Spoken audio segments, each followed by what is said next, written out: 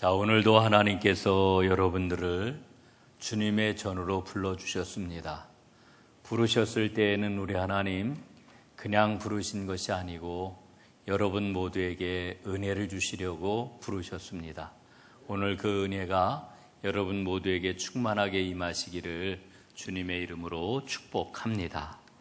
하나님께서는 이스라엘 백성들에게 절기를 주셨지요. 그 절기 가운데서도 우리는 중요한 절기를 3대 절기다 이렇게 이야기를 합니다. 그 3대 절기는 유월절과 초실절과 그리고 초막절이 되겠습니다.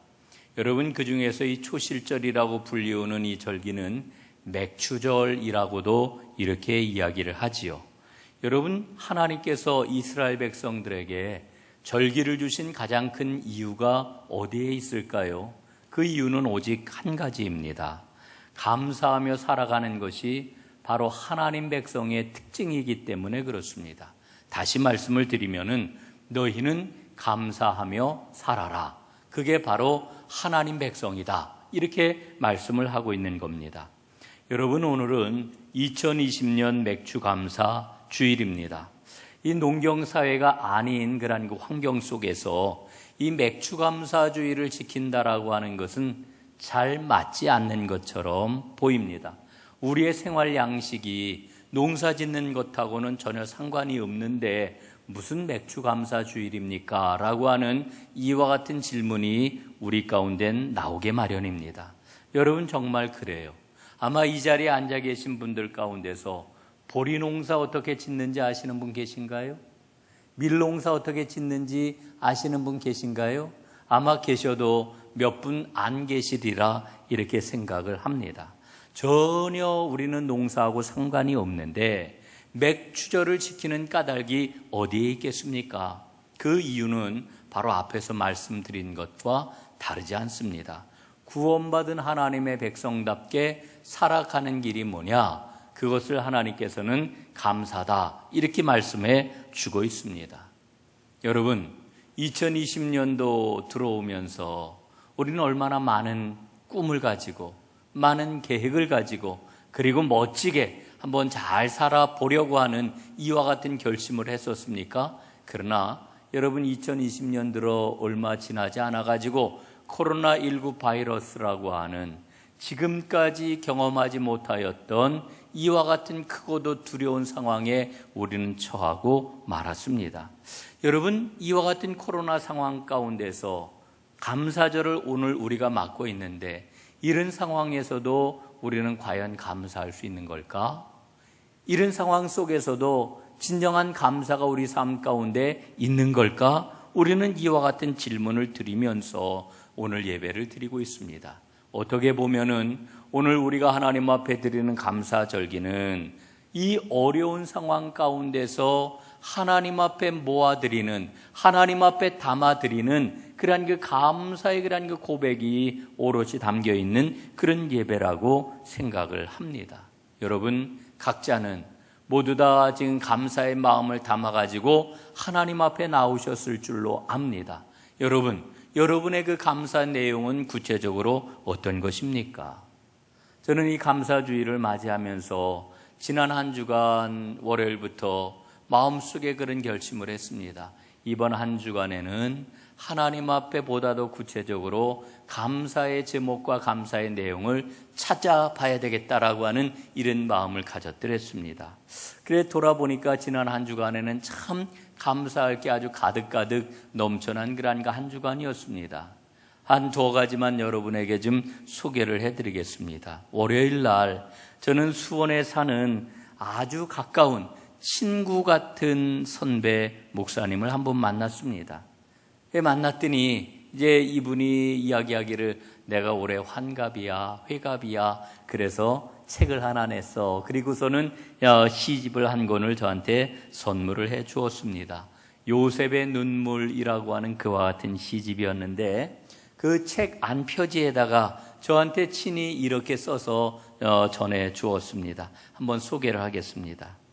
어릴 적 비봉살 때 석유 호롱불 앞에서 석유를 머리에 바르던 친구, 민주화를 함께 외치던 친구, 세월이 많이 흘렀다고 하지만 아직도 하나님 나라를 꿈꾸는 소년, 오늘도 같은 꿈을 꾸며 꿈속에서 만나는 영원한 동지. 행복하십시오. 한철희 목사 드림. 이 한철희 목사님은 저 신학교 그 선배이기도 하고요, 제 고등학교 선배이기도 합니다. 그런데 이 한철희 목사님의 아버님이 목회자이셨는데 세검정교회에서 은퇴를 한 한상원 목사님이십니다. 그런데 이 한 목사님이 제가 어렸을 적에 제가 자라던 비봉이라고 하는 곳에서 목회를 하셨습니다. 그 어렸을 적에 제가 이제 한철희 목사를 만난 거예요. 제 기억에는 5살 때쯤부터 이제 기억이 납니다. 그래서 이 한철희 목사하고 어렸을 적에 소꿉친구가 되어가지고 아주 신나게 놀았던 그런 그 기억이 납니다. 특히 이제 교회에서 많이 놀았는데 예배 시간이 되면은 저희 어머니는 예배당으로 이제 예배를 드리러 들어가시고 저는 사택으로 쏜살같이 달려 들어가서 아마 신나게 놀았던 기억이 납니다.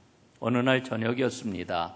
예배 시간에 이제 어머니는 이제 예배를 드리러 가고 사모님도 이제 예배를 드리러 가고 저희 둘이서 어른들을 흉내내기로 한 것 같아요.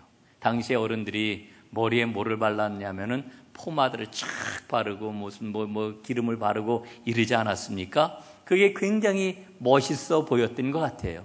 당시에는 전기불이 없었고 호롱불을 켜고 살았던 그런 때인데, 그래서 그 흉내를 내기 위해서 호롱불을 들고서는 그 심지에 묻어있는 그런 그 석유를 손에다 묻혀가지고 머리에다 싹 발랐습니다. 둘이서 호롱불에다가 머리를 대고서는 누가 더 반짝거리는지 아마 그 모양을 보고 굉장히 좋아했던 것 같아요. 그런데 그때 예배를 마치고 사모님과 어머니가 들어오셨지요. 두 녀석을 보고서는 기겁을 한 겁니다. 깜짝 놀라가지고 불에서 두 아이를 떼어놓고 그날 아주 굉장히 혼났던 그런 그 기억이 납니다. 그 월요일날 한 목사님을 만났는데 1966년도에 그런 그 기억을 소환해 낸 것입니다. 그러면서 문득 지나온 55년의 그런 그 세월이 스쳐 지나갔습니다. 그리고 그 한철희 목사님이 언제나 내가 철들고 나서 내 마음속에 자리하고 있었다라고 하는 것을 문득 깨달았지요. 그리고 한철희 목사 안에도 내가 늘 자리하고 있었구나 라고 하는 것을 제가 깨달은 것입니다. 그러면서 무의식적으로 우리는 그 목회를 나가고 나서 거의 그저 한 5, 6년에 한 번 만날까 말까 이러면서 지내왔는데, 무의식적으로 함께 지내온 그런 그 시간들을 돌아보면서 그 마음 아픔과 그리고 우리가 함께하고 있었구나, 우리가 이렇게 있지 않고 연결되어 살고 있었구나라고 하는 마음이 들었습니다. 그러면서 이게 바로 나를 지켜준 힘이 아니었는가 이런 생각이 들었습니다. 굉장히 놀랍기도 하고 그리고 감사한 그런 마음이 하루 온종일 제 마음속에 가득 넘쳤지요. 또 한 가지 감사한 일이 있습니다. 우리 교회 그 최양선 전도사님이 지난주에 워킹 스루 형태로다 유아부, 유치부, 여름 성경학교를 마치지 않았습니까? 그래서 그 성경학교를 마치고 그 보고서를 당당뉴스에다가 보냈어요. 그랬더니 이 당당뉴스에서 이것을 기사로도 아주 잘 실어 주었습니다.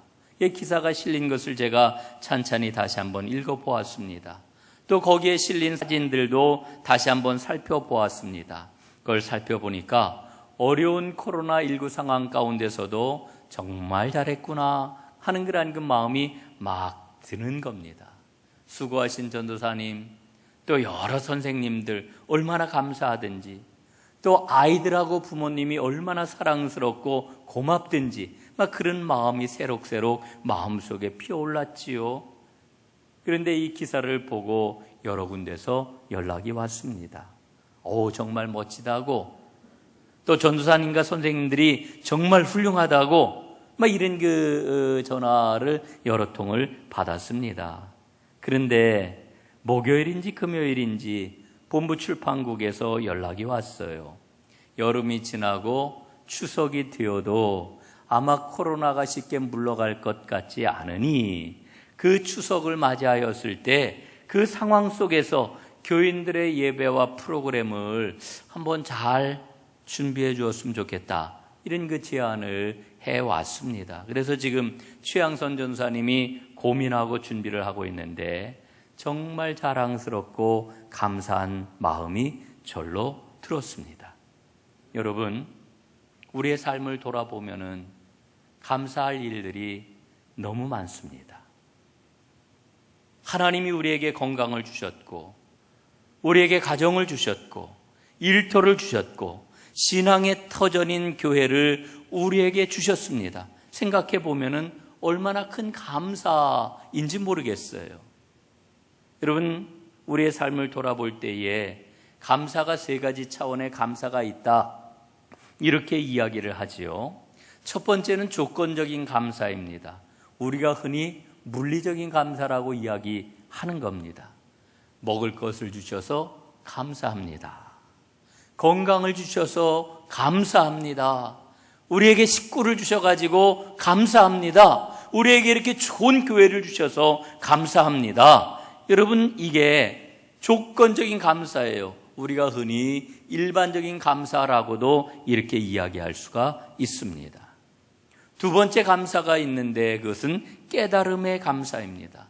철학적인 감사다. 좀 아주 멋지게 표현을 하면은 철학적인 감사다. 뭐 이렇게도 표현을 할 수가 있겠지요. 이 감사는 조건을 보는 게 아닙니다. 가난하다가 부해졌다고 부자가 되었다고 하는 감사가 아닙니다. 가난하지만 그 가난 가운데서 인생의 깊은 뜻을 깨달았을 때 하는 감사, 이게 바로 깨달음의 감사예요. 전에는 은혜인 줄 몰랐는데 지나고 나서 보니까 그게 다 은혜인 겁니다.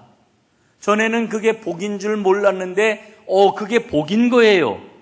전에는 내가 이 세상에서 정말 이렇게 불행할까? 나는 왜 이렇게 일이 잘 안 될까? 그래서 너무나 힘들고 어려웠는데 그 어려움의 시기를 지나고 그 일을 깨닫고 보니까 내가 정말 복된 사람이로구나. 이걸 알게 되는 거죠. 이런 감사를 깨달음의 감사다. 이렇게 이야기를 합니다.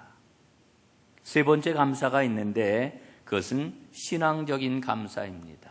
다른 말로 절대적인 감사라고도 이야기할 수 있습니다.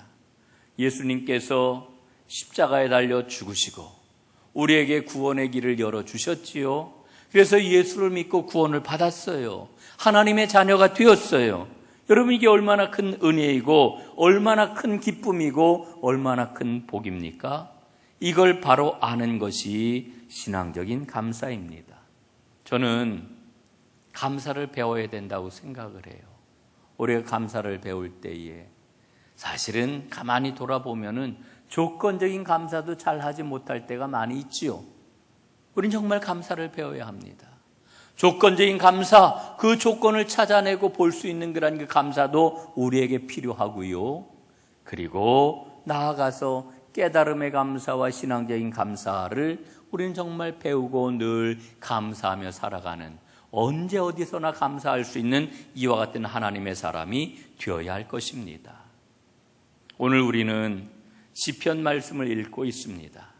시편 100편을 읽고 있는데 시편 95편부터 100편까지를 하나님의 통치시라고 하는 이와 같은 표제어를 붙였습니다. 그런데 이 통치시라고 하는 표제어와 함께 같이 붙어 있는 그런 그 표제가 있는데 그게 뭐냐 하면은 감사시라고 하는 이와 같은 명칭이 함께 붙어 있습니다. 여러분 한번 생각을 해보세요. 왜 통치시라고 하는 말과 이 감사시라고 하는 명칭을 함께 붙여 놓았을까? 여러분, 그 이유는 하나님의 통치를 받아들이는 사람은 감사하는 사람이기 때문에 그래요. 그러니까 여러분, 우리 삶 가운데 이 감사의 뿌리를 더듬어 보면은요, 여러분, 우리 마음에 감사가 넘친다. 그 마음, 감사하는 마음의 뿌리를 더듬어 보면은 무엇을 발견하게 될까요? 하나님이 나를 다스리십니다라고 하는 신앙 고백을 거기에서 만날 수가 있다는 거예요. 여러분, 그렇기 때문에 하나님의 통치를 받아들이는 사람은 감사하지 않을 수가 없는 거예요. 오늘 여러분이 감사의 사람이라고 하면 여러분은 틀림없이 하나님은 나의 왕, 하나님은 내 인생의 주인이십니다, 이런 고백이 담겨 있는 사람이라고 하는 거지요. 여러분, 오늘 시편 100편은 또 예배의 대미를 이루는 찬양시라고도 이렇게 이야기를 합니다. 오늘 이 시편 100편은 기쁨이 가득한 예배에서 하나님께 감사를 표현했던 노래인 겁니다. 여러분 그거 잘 알고 계시죠? 감사는 하면 할수록 어떻게 된다고요? 커진다. 반대로 불평과 원망은 어떨까요? 마찬가지예요. 불평과 원망도 하면 할수록 커진다. 선택을 해야 됩니다. 우리는 감사를 하는 사람이 될 건가, 불평하는 사람이 될 건가, 감사로 영광을 돌릴 것인가, 원망으로 저주를 불러올 것인가. 우리는 선택을 해야 된다라고 하는 거지요. 여러분, 언제 행복하냐? 어떻게 우리가 행복할 수가 있겠느냐? 하나님께서 우리에게 부어주신 은혜에 제대로 응답하면 우리는 행복한 삶을 살 수가 있어요. 그 바른 응답이 뭐겠습니까? 그 응답이 바로 감사인 것이지요. 여러분, 성경 말씀을 보면은 우리에게 계명을 주고 계시는데 소극적인 계명이 있고 적극적인 계명이 있습니다.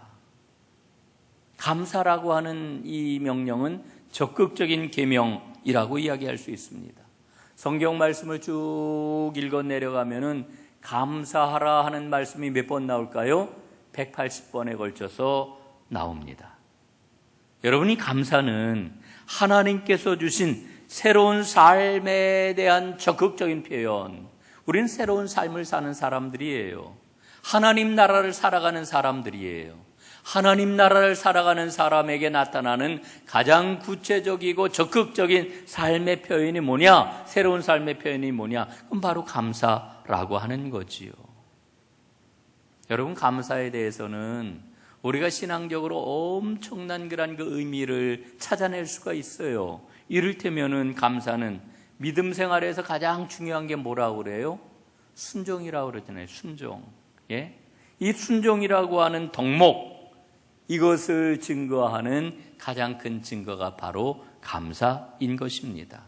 그러나 여러분, 오늘 저와 여러분은 하나님 앞에 이런 고백을 할 수밖에 없어요. 감사하기를 원하지만 감사를 실천하는 게 쉬워요, 어려워요? 쉽지가 않아요. 예? 왜냐하면 우리는 상황 가운데 즉각적으로 반응하는 게 이게 아주 익숙해져 있기 때문에 막 삶에 힘들고 어렵고 두렵고 이런 그 일들이 생겨나게 되면은 당장 거기에 대해서 하나님 감사합니다, 이런 그 고백보다는 즉각적으로 반응을 하죠. 어휴, 큰일 났네. 왜 나한테 이런 일이 생겨? 이게 뭐야? 하나님 너무하시는 거 아니에요? 이런 마음이 먼저 들게 마련입니다. 여러분, 그럼에도 우리는 감사하는 것을 포기하지 아니하고 감사의 삶을 살아야 됩니다. 왜 그럴까요? 첫 번째로 감사는 하나님의 부르심에 대한 응답이기 때문에 그렇습니다. 우리는 모두 다 누군가의 그런 그 부름을 받고 인생을 살아가고 있습니다. 골로새서 말씀을 보니까요, 이렇게 우리에게 일러 주십니다. 너희가 한 몸으로 부르심을 받았나니 또한 너희는 감사하는 자가 되라, 이렇게 말씀합니다. 우리는 하나님께 그리스도의 한 몸으로 부르심을 받았어요. 여러분, 이스라엘 백성들을 한번 생각을 해보세요. 이스라엘 백성은 다른 말로 하면은 어떤 사람들입니까? 하나님의 백성이잖아요. 하나님이 택하신 백성이잖아요. 이 이스라엘 백성들이 성전에 들어가면서 하나님 앞에 찬양하며 영광을 돌렸는데 그 찬양하며 영광을 돌리는 내용이 뭐였느냐 하면은 감사였다. 오늘 성경은 우리에게 이렇게 일러주고 있는 것 아니겠습니까? 여러분, 우리는 한 교회에서 한 믿음의 식구가 되었습니다. 한 형제가 되었습니다. 얼마나 감사한 일인지 몰라요. 여러분, 감사는 내가 어떤 사람인지, 내가 어떤 존재인지를 구체적으로 보여주는 모습입니다. 여러분, 오늘 저는 지금 화목제에 대해서 잠깐 설명을 좀 여러분들에게 드리려고 그래요. 구약의 5대 제사 가운데 세 번째 제사가 화목제예요. 화목제. 여러분, 화목제를 다른 말로 감사제라고 이렇게 이야기를 합니다. 이 화목제사를 감사제라고 이름 붙인 것은 굉장한 의미가 있어요. 여러분, 화목제를 통해 가지고 어떤 일이 일어납니까? 하나님과 화목하게 돼요. 예? 화목제사를 드림으로 하나님과 화목하게 된다 말입니다.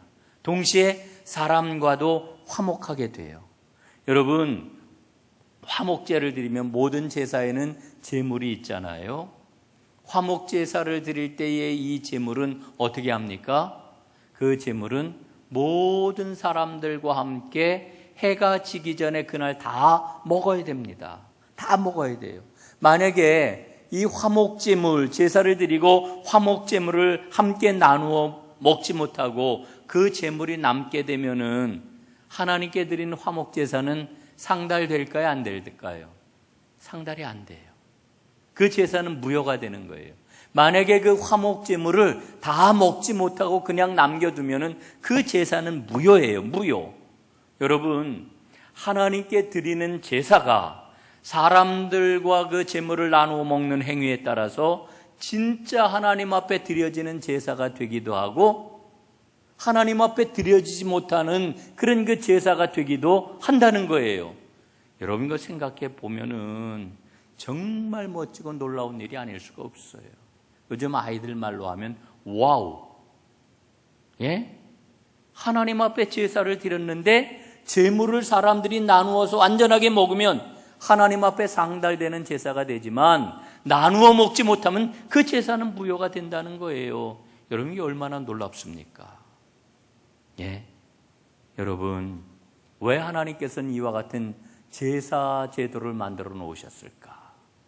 그 이유가 어디에 있습니까? 사람들이 화목제물을 나누어 먹을 때 어떤 일이 일어날까요? 양을 잡고 소를 잡아가지고 제사를 드리고 그 제물을 나누어 먹을 때 여러분, 그 마음이 열리고 감사하는 마음이 생기고 그래서 진정한 화목함을 이루게 된다는 거지요. 여러분, 감사는 하나님과 화목을 가져옵니다. 감사는 사람과의 화목을 가져옵니다. 우리는 하나님께 부름을 받았습니다. 여러분, 이것보다 더 큰 감사의 제목이 어디에 있겠어요? 여러분, 우리는 모두 다 감사하는 사람이 되어야 되겠지요. 두 번째로, 감사는 찬양으로 나타납니다. 오늘 시인은 이렇게 노래를 합니다. 4절에 보니까 찬송함으로 그의 궁정에 들어가서 그에게 감사하며. 여러분, 찬양은 감사의 도구입니다. 진정으로 감사하는 사람은 찬양하는 사람인 거지요. 찬양은 기쁠 때만 하는 게 아니에요. 기쁨의 노래만 있는 게 아니에요. 어려움과 고난 가운데서도 사람들이 노래를 불러요. 힘들 때에도 노래를 불러요. 여러분, 우리 그 민요들 보면은 노동요가 있잖아요. 모내기 할 때, 길쌈할 때 부르는 노래. 여러분, 실제로 성경 말씀을 보면은요, 바울과 실라가 빌립보 감옥에 갇히고 말았어요. 두 발에 착고가 채이고 말았어요. 꼼짝달싹 못하는 그와 같은 상황에 처하고 말았어요. 그런데 그 밤에 바울과 실라가 어떻게 했습니까? 기도하고 찬양을 했더라. 성경은 우리에게 일러주고 있습니다. 이들이 찬양을 하였더니 하나님의 놀라운 기적이 일어나게 되었지요. 갑자기 큰 지진이 일어났고요. 옥토가 움직였고요. 감옥문이 열렸고요. 그리고 모든 매인 것들이 다 풀려났습니다. 여러분, 찬양이 바로 감사예요. 그리고 감사가 기적을 낳아요. 얼마 전에 우리가 새벽에 느헤미야서를 읽고 이제 다 그 느헤미야서를 떼었는데, 이 느헤미야서를 보게 될 것 같으면은 예루살렘 성벽을 다 재건을 합니다. 그리고 성벽을 재건한 후에 느헤미야가 한 일이 뭐냐 하면은 율법을 이스라엘 백성들과 다시 한번 살펴보았던 거지요. 율법에 보니까 찬양대를 새롭게 손보아야 된다라고 하는 것을 느헤미야가 깨달아요. 그래서 찬양대를 잘 조직을 해요. 그리고 그 찬양대를 향해서 뭐라고 이야기를 하는 거 아니? 감사 찬송을 하는 사람들이라고 하는 명칭을 붙여주어요. 찬양대의 본질이 뭐라고요? 감사 찬송을 하는 사람이라고 하는 거예요. 여러분, 감사는 찬양으로 표현이 되는 겁니다. 여러분의 삶 가운데 찬양이 가득해짐으로 감사가 많아지는 하나님의 사람들 다 되시기를 주님의 이름으로 축복합니다. 자, 이제 마지막 말씀을 좀 나누도록 하겠습니다. 진정한 감사는 어디에서 오느냐? 예수 그리스도를 의지하는 그 힘에서부터 감사가 나옵니다. 골로새서 3장 17절 말씀에 보니까 그를 힘입어 하나님 아버지께 감사하라 이렇게 일러주고 있어요. 여기에서 그라고 하는 게 누구예요? 예수 그리스도입니다. 예수님을 힘입어서 감사하라 이렇게 일러주고 있는 거지요. 데살로니가전서 5장 17절 말씀에 보면은 하나님의 뜻을 우리에게 일러주고 있는데 그 하나님의 가장 선명한 뜻이 뭐예요? 감사하는 거에 감사하는 거. 감사하라, 범사에 감사하라. 이는 너희를 향한 하나님의 뜻이니라 이렇게 일러주고 있잖아요. 여러분, 어떻게 늘 감사하며 살아갈 수가 있겠습니까? 예수님을 의지할 때 가능해요. 주님을 전적으로 의지할 때 감사가 가능해요. 그래서 우리는 정말 힘써 주님을 의지해야 합니다. 골로새서 말씀을 보니까 기도와 감사함으로 깨어있으라 이렇게 일러주고 있어요. 기도와 감사함으로 깨어있으라. 여러분, 존 웨슬리 이야기를 잠깐 들려드릴게요. 1752년도에 웨슬리가 큰 어려움을 만나게 됩니다. 그가 이끌고 있던 메소디스트 신도회가 있었는데 이게 굉장히 잘 모여졌고요. 거기서 활발한 그 신앙의 그런 그 운동이 일어나고 있었습니다. 그런데 이 메소디스트 신도회에서 그만 신앙적인 견해가 다르다고 많은 사람들이 그냥 떨어져 나가고 말았어요. 분리되어서 나가고 말았어요. 그런데 그 중에는 웨슬리가 정말 온 마음을 다해가지고 정성껏 양육을 했던 사랑으로 키워낸 그런 그 제자들이 여러 사람이 그 안에 포함이 되어 있었어요. 그들이 배신하고 떠난 거예요. 얼마나 마음이 아프고 얼마나 마음이 괴로웠는지 몰라요. 그런데 그걸로 끝나는 게 아니고 사람들이 많이 떠나고 나서 보니까 재정적으로도 굉장히 어려운 상황이 되었어요. 그래서 웨슬리는 빚도 많이 지게 되었어요. 웨슬리는 너무나 슬펐습니다. 걱정과 두려움이 몰려왔습니다.